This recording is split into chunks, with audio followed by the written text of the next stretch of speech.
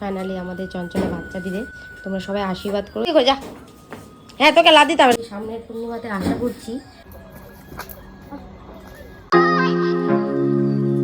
Hello friends, দেখো আমাদের যে এই আম গাছটা না ডালপালাগুলো পুরো নিচে চলে এসছে। এই পাশ দিয়ে আমাদের রাস্তা আছে, গরুকে নিয়ে যাই। এই পাতাগুলো খালি মুখের মধ্যে বাড়ি খায়। দুইটা ডাল হয়েছে, তো দুইটা ডাল হলে গাছটা কিন্তু খুব একটা ভালো হবে না। দুই দিক দিয়েই ঝাঁকড়ে পড়বে, তখন গাছটা মাঝখান থেকে ভেঙে যাবে। তো আমি পাশে পাতলা ডালটাও কেটে দেবো, আর ওই যে ডালগুলো একদম ঝুলে পড়ছে ওই ডালগুলো কাটবো। বরের আদেশ, তো বর গেছে কাজে, তো চলো ফটাফট আমি কেটে দিই।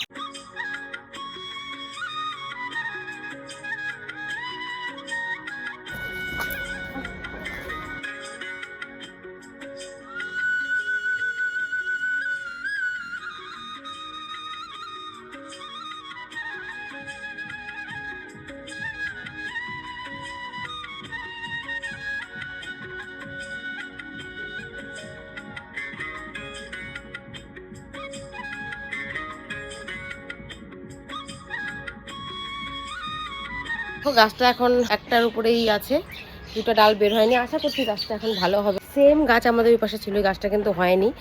দুই পাশে ডাল বের হয়েছে, তোমাদের দেখাচ্ছি লাস্ট পর্যন্ত কি অবস্থা হয়েছিল। আমাদের গাছটাকে বেঁধে রাখতে হয়েছিল, কিন্তু শেষ পর্যন্ত গাছটা মানে এতই ঝাঁকড়া হয়ে গেছিল, পাতা হয়ে গেছে ঝাঁকড়া, আর ডালের শক্তি ছিল না। কি হয়েছে তখন গাছটা একবার পুরো ঝাঁকড়ে পড়ে গেছে। তোমাদের দেখাচ্ছি, গাছটা কেটে দেওয়া হয়েছিল শেষে।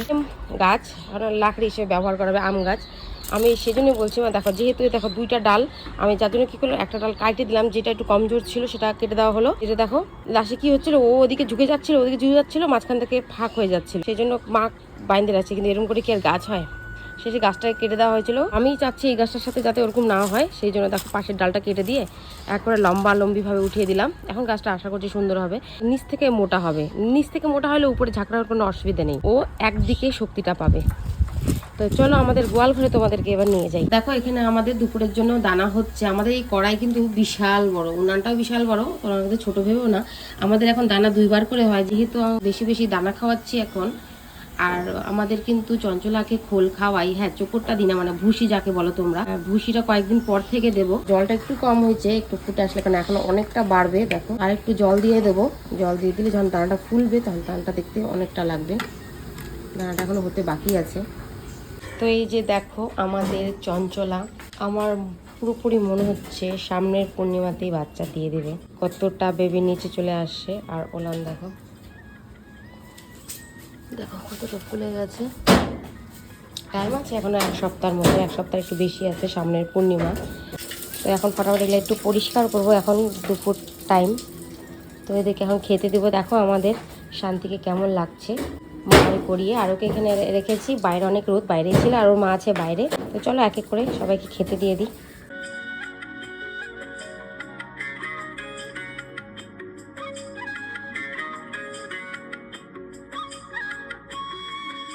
বুঝতে পারছি না, আগে কিন্তু এরা একটা খড় নষ্ট করতো না। তো গোয়াগুলো পরিষ্কার করে দিলাম। এই একটা একটা করে খড় একটু করে নষ্ট করে, মানে এবার যে অর্ডার করা হয়েছে খড়গুলো না খুব একটা মানে ভালো না। দেখো আমাদের চঞ্চলাকে পেট অনেক ঝুলে পড়ছে, আর ওলানটা বেশ সুন্দর হয়ে গেছে। দেখো ওলানটা মোটামুটি সামনের পূর্ণিমাতে আশা করছি হয়তো বাচ্চা দিয়ে দিবে।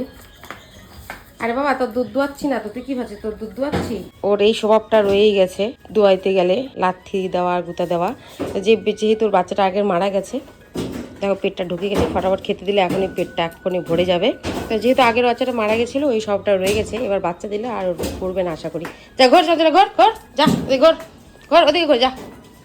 হ্যাঁ তোকে লাদ দিতে হবে, যা দি যা, যা যা যা যা, ঘর ঘর খাইতে দিব, ঘর ঘর।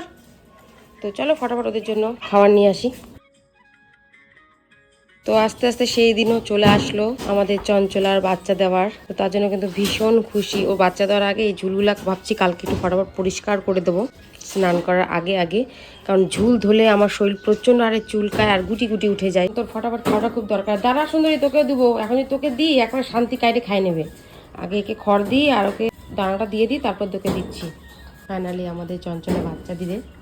তোমরা সবাই আশীর্বাদ করো যেন আমাদের চঞ্চলা ঠিক মতন হয়ে যায় ডেলিভারিটা। তো চঞ্চলার খাওয়া হয়ে গেলে পরে শান্তিকে সুন্দরীকে এক এক করে দিয়ে দেবো, আর মাঠে আছে লালি, এদের খাওয়া হয়ে গেলে লালিকে নিয়ে আসবো। কারণ এখানে যেহেতু আমাদের কলটা আছে তাহলে খুব ডিস্টার্ব করে। এখানে যখনই খাবার দিতে আসি ও এসে মুখ দিয়ে সবারটা খেয়ে নেয়, সেই জন্য আর রিস্ক নেবো না। এদের খাওয়া হয়ে গেলেই আমি ফটাফট লালিকেও নিয়ে আসবো, তারপর লালিকেও খেতে দিয়ে দেবো। তো চলো বন্ধুরা, টাটা।